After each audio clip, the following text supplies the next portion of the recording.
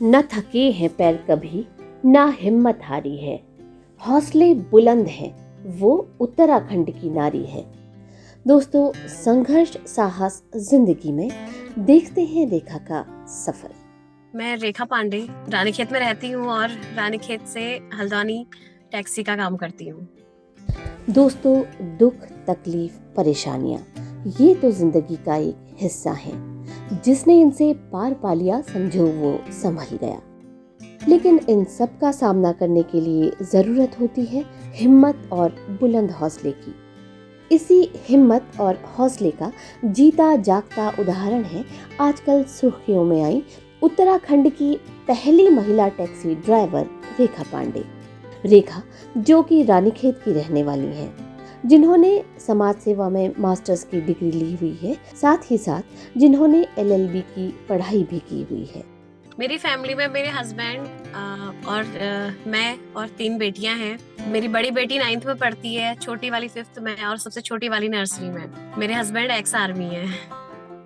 दोस्तों, रेखा का जीवन भी हंसी खुशी अपने परिवार के साथ बीत रहा था, लेकिन अचानक ही उनके पति का स्वास्थ्य बिगड़ जाने से सब कुछ बदल गया।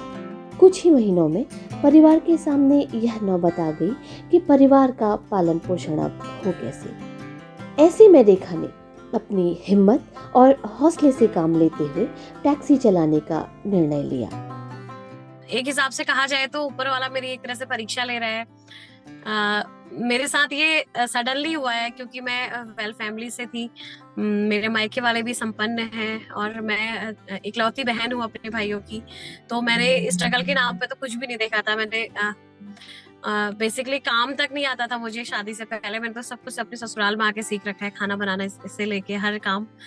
लेकिन शादी के बाद तो सब कुछ ठीक चला, लेकिन अभी कुछ टाइम पहले थोड़ा मेरे हस्बैंड की तबीयत खराब हो गई थी। अब इसलिए घर का खर्चा चलाना उन्हीं का काम है। तो इस बीच जब से उनकी तबीयत खराब हुई तो आर्थिक कमजोरी भी होगी, आर्थिक तंगी से भी जूझा हमने।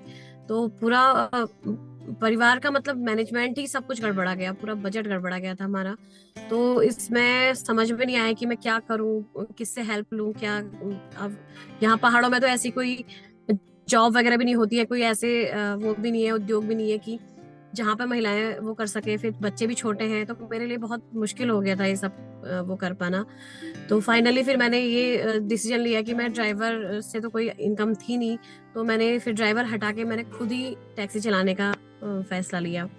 और 3 महीने से लगातार मैं चला रही थी। पहले तो मैं बुकिंग में चलती थी, लेकिन इस बीच मैंने 1 मंथ से मैं खुद ही डेली रूट पे चल रही हूँ। हालांकि रेखा को लोगों की कई तरह की प्रतिक्रियाओं का सामना भी करना पड़ा, लेकिन रेखा ने इन सब बातों की परवाह न करते हुए अपने परिवार को पालने के लिए टैक्सी चलाने का फैसला करके न सिर्फ एक प्रोफेशन चुना है, बल्कि उत्तराखंड की उन सभी महिलाओं के लिए एक और नया रोजगार का रास्ता खोल दिया है, जो कुछ करना तो चाहती हैं, लेकिन सामाजिक बंधनों के चलते उनकी शुरुआत हो ही नहीं पाती। बेटियों का तो रिएक्शन ऐसा कुछ नहीं था कि मम्मी ऐसा ना, उनको पता है कि मम्मी जो भी करेगी हमारे अच्छे के लिए करेगी और जो डिसीजन अच्छा होगा मैं वही लूंगी। बच्चे तो मतलब पूरे मेरे फेवर में रहते हैं। लेकिन ये है कि हस्बैंड का थोड़ा रहता था कि वो कहते थे कि समाज क्या कहेगा, लोग क्या कहेंगे कि देखो औरत टैक्सी चला रही है और हमारा नाम खराब होगा। इस टाइप के क्वेश्चन होते थे उनके। लेकिन मैंने वो सब चीजों को ना सोचते हुए, समाज की परवाह ना करते हुए ये स्टेप लिया। सलाम है रेखा जैसी कर्मठ महिला को, जिनके बुलंद हौसले ने महिलाओं में एक नए आत्मविश्वास को जगाया है।